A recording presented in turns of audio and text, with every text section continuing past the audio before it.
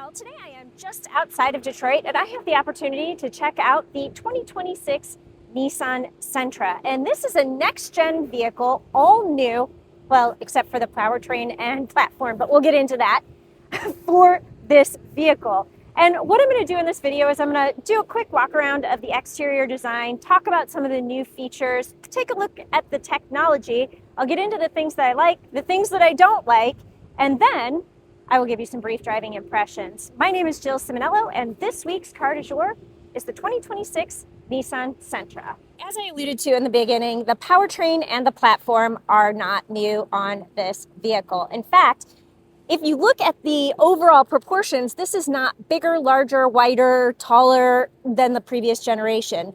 The proportions are pretty much the same as the 2025 8th generation model. The powertrain is still the 2.0 liter inline 4-cylinder engine. It delivers 146 horsepower and 149 pound-feet of torque. And yes, it does still have the CVT. And before you give the CVT in this vehicle guff, I'm going to say Nissan hasn't had problems with its CVTs on a large scale since about 2013 or 2014. So I've written articles about it. You can Google it. Google my name and Nissan CVT. It'll come up. So Nissan considers this powertrain, CVT, and engine pretty bulletproof, which is why they have continued with it. Okay, so if the platform and the powertrain are not new, what is new? Well, first off, they did bring back this SL trim for the 2026 model year. So this is going to be the top tier luxury all-in model. And it has, some up-level finishes from the 17-inch wheels to the chromey bits to, some of the interior materials that we will check out momentarily. On all models, you will notice that this has a new grille. It has LED projector headlights and just overall up-level finishing touches. Now let's take a quick look at the interior so you can see what is new here. So the first and biggest thing that is going to be new is this dual 12.3-inch screen. And while this is not available on the base Sentra, it is standard starting at the SV trim. And you will have a 12.3-inch infotainment screen here that has all of your connectivity options, including wireless Apple CarPlay and Android Auto. Because this is the SL trim, let's pop this out a little bit, you do have some up-level finishing touches and trim materials. So this is a leatherette seating material. They are calling this Tailor Fit, but it's synthetic leather, and it is a two-tone trim. I believe this is the only color option you can get in the SL trim, with the navy blue and then the light gray beige seating surfaces. And I like the two-toneness of it. I think they've done a good job mixing the colors and the materials. And, this is really soft touch. And I like the chromey bits on the dash. They've given you separate HVAC controls outside of the screen. This is fairly responsive in terms of swiping through the screens. I've been using the wireless Apple CarPlay. It works really well. It fills out the screen really nicely. And I like the fact that you can get into Apple CarPlay and Android Auto, the wireless stuff, through the screen over here or through the home screen here. I don't have my phone connected at the moment, but just trust me, it works really well.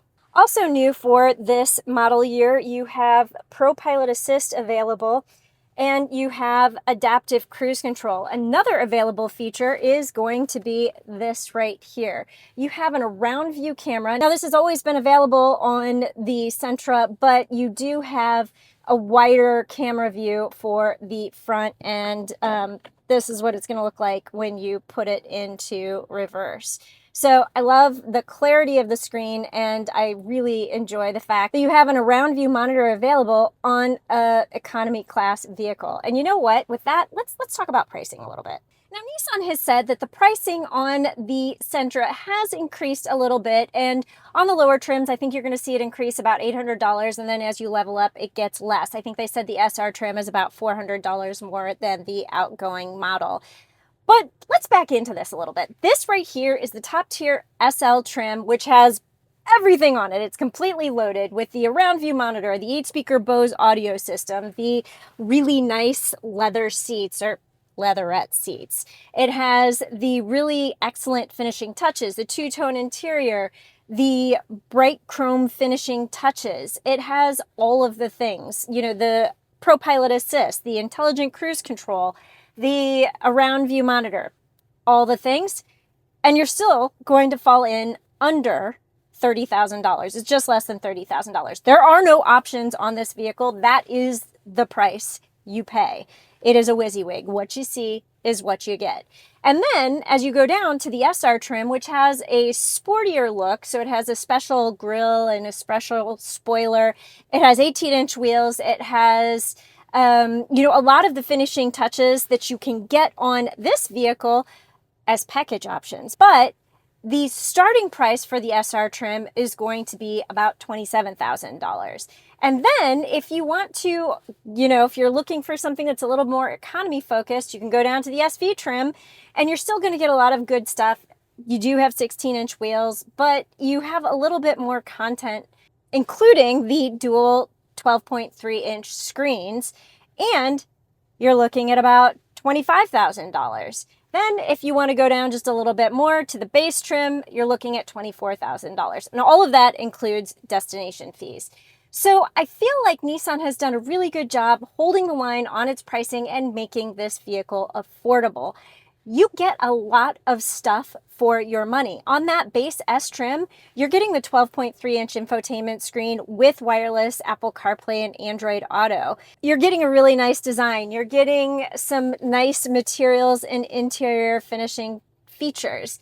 I think that Nissan has done a really good job researching its customer, knowing what they want to pay, and giving you more than you expect. And you know what? I'm just going to use the pricing to kick off my like list. I like the fact that you can get this vehicle right here for less than $30,000. Let's see what else I like on the 2026 Sentra.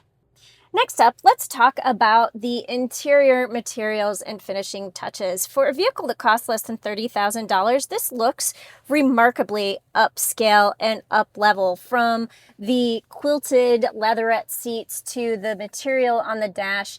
And even though this right here is a little bit plasticky, I think it looks good and it doesn't really bother me. I like the fact that they haven't overdone the black lacquer. So, okay, yeah, you have some black lacquer on the gear shift, but they haven't done it all around the center stack, center console area, and I appreciate that. They've used some different materials on the door, so again, that's going to be a high-touch area, and you're not really going to see fingerprints on it. I think they have a lot of nice finishing touches with the Sentra put into the door panel there, and the stitching and the features on the dash, on the seats, on the floor mats. I think it's just really well done. And I will say the steering wheel has a nice feel to it, and I really like the stitching on the interior of the wheel. So I feel like they've done a great job just making this look leveled up. I've played around with the technology on this vehicle a little bit. Now, keep in mind, I've only been behind the wheel for about an hour and a half, but I played with the gauge controls, and you do have the ability to change that up just a little bit. So you can do the change meter if you're familiar with Nissan vehicles. So you do have a little customizability there. And then you can also change what you are seeing in the central area. So you can go with a little more traditional gauge cluster with the speedometer and tachometer, or if you want something a little bit more simple, you can do that as well. To the best of my knowledge, I did not see map or directions showing up in this cluster area, but I was only playing around with Google Maps. I did also hook up to the wireless Apple CarPlay. The map fills out the screen really well, and I just like how it operates. I like the menu items, and I like the ease and convenience and the closeness of the screen. It's not super far away, so it's easy to touch. I also played around with voice commands, which it did really well as well. And I made a couple of phone calls, and even when I was at highway speeds, this cabin is really quiet, and it actually allowed me to have a conversation with my mom, who can be a little bit hard of hearing, and she said she heard me just fine. So I feel like the Bluetooth connection and the microphones used to make phone calls works really well. And then therefore, when you use your natural voice commands to say like, hey, SIRI, or hey, GOOGLE, depending on what kind of a phone you have, it will hear you and operate really well. While we're on the screen, I should point out that a new feature for the 2026 model year is going to be the My Q Garage. And I've used this app before, separate from a vehicle. I've used it on my phone, and I really like the fact that you can check whether or not your garage door is up or down, or you can put it up while you are, like, say you're entering your neighborhood and you want your garage door to go up when you are on your way home. You can do that straight from the car. Now, I haven't tried it in the vehicle itself, but I know the app works really well from your phone, so I expect this to work really well too. And I like the fact that they've included it on this vehicle. More on this later, but I will say that new for the 2026 model year is a wireless charger in the Sentra as well. Now, if you don't want to use the wireless charger, again, we'll talk about this in a minute, you do have USB-C charge ports right there. Now, I do want to get into the back seat and check that out because I think that's something to like as well. Even though this is a compact sedan, I think Nissan has done a great job making this a back seat that people might actually want to spend time in. So first off, I'm going to point out this door does open really wide. So if you did need to put child seats back here, you're going to have the space to do that. And then once you climb into the back seat, I think you have a lot of really good room in terms of your leg room, your foot room, and even your headroom. Okay, somebody who's 6'9" is not going to be comfortable back here. They're probably not going to be comfortable in a back seat, period. But I think an average size adult will fit back here just fine. And these seats are a little bit firm, but they're actually pretty comfortable. You also have this pull down here with cup holders. Okay, maybe bottle holders. I don't know that I would put an open container of coffee in here, but it has no prongy things. But you do have space to put a beverage back here and maybe hold on to it. Keeping in mind this is a compact sedan, I feel like they've done a really good job of making this look and feel fairly up level with the segment that this is in. There are no air vents, let's be clear, but there is one USB port. So I don't know. I think this is a pretty good back seat for a compact sedan. I have one more thing to show you, and yeah, we're going to have to exit the vehicle to check that out. Now, the final thing that I want to talk about that I really like on the 2026 Nissan Sentra is back here. But wait, where did I go? Yeah, that would be the question. I'm here. I'm in the trunk, and I really, really think they've done a good job with this. They've redesigned it for the 2026 model year to make it a little bit lower, a little bit wider, so that you can fit more things back here. And I'm happy to report this emergency release tab actually works. But I like the fact that you have a lot of space in here. I think they said it's about 14.6 cubic feet of cargo volume, and you could put a 55-inch TV back here. You may remember I tried to put a 55-inch TV in the back of the Subaru WRX, and that didn't turn out so well for me. So, thumbs up here. Now it's time for me to jump into the things that I don't like. And it's not necessarily that I don't like them. It's just, well, you'll see. Let me preface the do not like list by saying that these are things that I don't like, but they aren't necessarily deal breakers. I just think that they are really things that could be done a little bit better, not only on this vehicle, but on a lot of vehicles. So, yeah, you know what? Let's just start with these menu items down here. And I've commented on this in other Nissan vehicles, the Nissan Murano most recently. These icons are just a little bit small. I like the idea of them, but they're going to be, like, I got nails today. They're going to be a little bit hard to hit. Like I have to turn my finger a little bit to be able to hit them, and they're really small. So if you're trying to hit them on the fly while you're driving, you may not always get them. And I find that to be a little bit irksome. So I don't know if you make those icons bigger, which then makes your screen size smaller, if you somehow put them over here, if you put a screen within a screen, I don't know. But for me, these icons down here are just a little bit small, and even me with my tiny little kitty fingers have a hard time hitting those. And this is probably going to surprise nobody, but yeah, the wireless charger isn't ideal. Now, I will say it did not power down my phone. It did not, give me an error message, say that my phone was overheating, but my phone did get hot and it didn't charge my phone as much as I would have liked. So over an hour and a half, I went from 66% of a charge to 71% of a charge. So charged my phone. I will give it that. I've been in some vehicles with a wireless charger that actually don't charge my phone.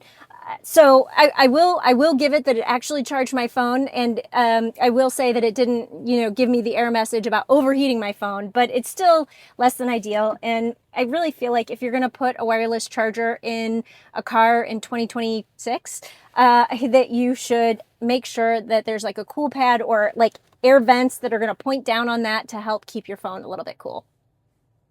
This is not a Nissan specific complaint. This is actually just a complaint across the board. Now, Nissan made a big deal about creating new capacitive controls for your HVAC system. And we've seen this again on some other Nissan vehicles, Nissan Murano, Nissan Ariya. And I don't not like them, which is kind of a double negative, but it still doesn't mean I like them.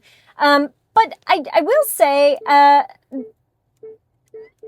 don't know. I want a little more, maybe a haptic feedback or something, or a physical button. If you're driving and you're gonna reach down, it's like, what am I hitting? I don't know what I'm hitting. So I like the idea of what they've done, but for me, this is not something that I love. Beauty's in the eye of the beholder. And finally, this is totally a personal preference thing, but as much as I like how this interior looks, it is gorgeous. It is beautiful. I would spill coffee on this. I would get my blue jeans on here and make it dirty. I would bring mud and somehow get it on the seat. I'm just that kind of a mess. Light interiors for me don't work really well, and I don't think there's another option for this SL trim. I will double check that, but if this is the only option, I would probably level down to the SR trim and get all the package features on that instead of this, just because of the interior. Looks nice. I think it would get very dirty very quickly. But that's it. That is the sum of what I don't like on the Nissan Sentra. And it's not that I hate it. It's just that I think that it could be tweaked to be done better. So let's dive into some driving impressions. And I want to say overall, first impressions are pretty favorable. This is an economy class entry-level vehicle that does really well with its 4-cylinder engine. Just cruising, you don't hear a lot of engine noise creeping into the cabin. And, okay, when you accelerate hard, you do hear a little bit, but it doesn't sound egregious or bad.